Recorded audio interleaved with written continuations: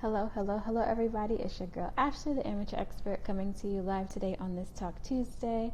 I am interviewing Michelle of RBG Royalty, and I'm excited for you guys to hear her story. If you guys have never watched the show before, the concept of the show is to talk to Michelle, talk to her about her career path, her idea of success now compared to what it was when she first started out, and the tips and motivators that she used along the way. So she's in the room, so we're going to get started.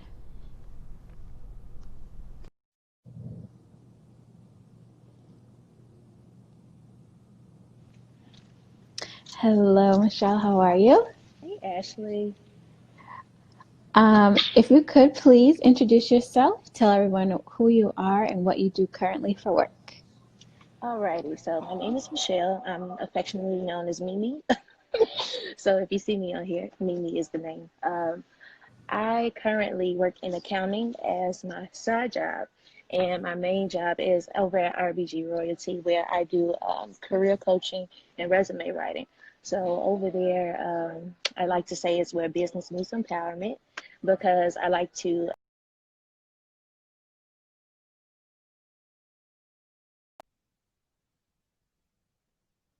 I love it. And so, what did you want to be when you were a little girl? It's so funny. So when I was little, I wanted to do something regarding computers. I always wrote down computer technician, Okay. and yeah, it didn't quite work out that way. And what was the motivating factor behind that, you think? And then also, what was your idea of success at that time? So, so I know the motivating factor was the fact that I was a nerd.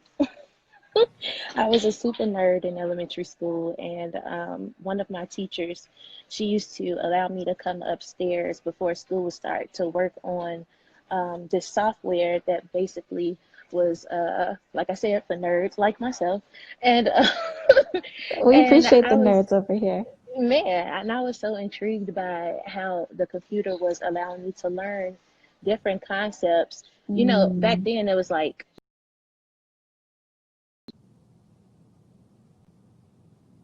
I was just impressed with how it worked out. Like I'm sitting in front of a computer screen and learning fractions, learning um, learning how to multiply and things like that. So that's how that came about. But I never pursued it.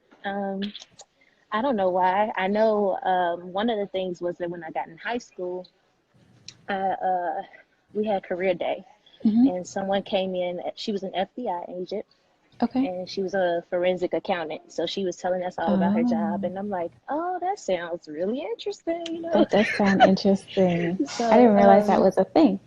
it is. I actually my MBA is concentrated in forensic accounting because of that skill. So Oh, yeah, wow. And yeah. so, real quick, what was your idea of success when you were on the path or thinking about becoming a computer technician? Like when you were younger, what did you think success was? It was so materialistic. Oh my God. Mm, Like I thought I was gonna be married at 25, have me a nice house, a nice car, money galore. Like it was hmm. just so materialistic. Like I can't even begin to explain how ridiculous and extravagant I would get in my journal writings. Oh man. Okay, and so you've mentioned that you had a high school teacher that sort of shifted your mind from computers to finance. And so can you just walk us a little bit along your path from your finance job, maybe, or your job in finance to creating your own company and brand? Oh, so this is really cool, right? So a lot of the time, what I realized, well, when I first started out, I basically started out as just being a community activist. I'm from Chicago, and at the time, we were dealing with a bunch of crime. We were dealing with our public schooling on the brink of being on strike. And it Okay. was just like, God, like, what can I do to help with this, So, what I realized early on is that like my area, I'm from the North Lawndale community in Chicago. My area is pretty much impoverished, but Chicago is so huge where Hmm. you could walk into a neighborhood that looks like crap and then go downtown and you have the Michigan Avenue where Got there's it. Louis Okay. Vuitton stores and all of that. So Okay. people were really just feeling like they had nothing to do, nowhere to go, and I felt like that's why the crime had risen. So I was doing that, and eventually transitioned into helping people with writing resumes because, of course, that affords them better opportunities. Mm-hmm. So I was doing it just small scale at first. I did it for myself and for some friends. And my friends were like, yo, you should really look into doing this for a living because you're so good at it. And I just was like avoiding it at first. And then I'm like, why not? Right. So since then, I've been writing and helping people. I, I want to say I started for real in 2018 as Okay. a forte. So that's how that happened. Basically, just trying to help people take advantage of better opportunities. That's amazing. And so, what is your idea of success now? Now it's just freedom, like just the freedom to be me, be who I am, and just to do whatever it is I want. Mm. like, I guess, like I said, to spell it all out, it's just freedom. I don't even have a specific definition, just That's freedom. amazing. And that's enough. Yeah. Um, and so, what is something that you learned or something that you're still in the process of learning that you wish you had learned earlier on in your career? Oh gosh, I wish I would have known earlier that it was okay to deviate from the plan. That's um, good. yeah, just learning that, as a professional, as a person, period, you're going to develop, you're going to have Hmm. experiences where, you become more informed about the things that you deal with. You become exposed to more things. So, of That's course, your good. personality is going to change. And with that, you should be open to other changes. That's really good. Um, and so, along your journey, what are some tips and motivators that you used along the way?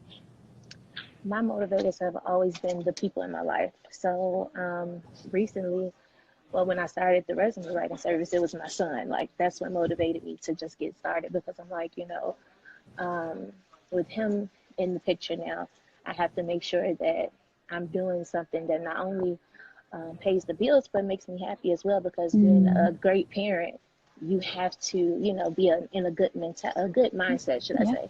yeah. So that's what I did. And then the women in my life, like I have some really great role models to look up to, and their shoes are not small at all.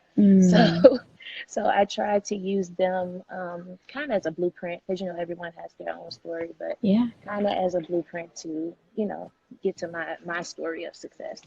That's amazing. And you have a story of success. Absolutely. And you are inspiring somebody else. So don't think that like you still have so far to go. Like you're doing right you're doing exactly what you're supposed to be doing and you're on the right trajectory. So Yep. just always remember that.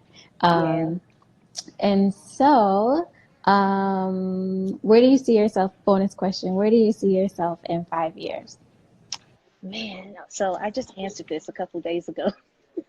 And it was kind of hard for me because I have a couple of different projects going on right now. Hmm. So, one of the things that I've been doing for the past 3 years is 3x1 soul sessions, Okay. which is workshops for high achieving women. And just trying to keep them well balanced and on track to Hmm. achieve their goals and stuff. But I've been doing it once a year. Okay. So the past workshop, they prompted me to be like, hey, when are you gonna do this multiple times? Because we like this, we enjoy it. Okay, that's good. So now I have a podcast launching in March. Yay, podcast.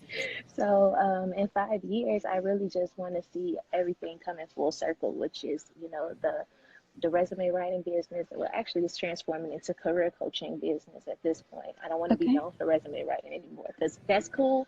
But, I've realized that people just giving a person a piece of paper isn't going to motivate them Hmm. to do any better. Yeah, So absolutely. seeing the career coaching business and the podcast going full circle would be amazing.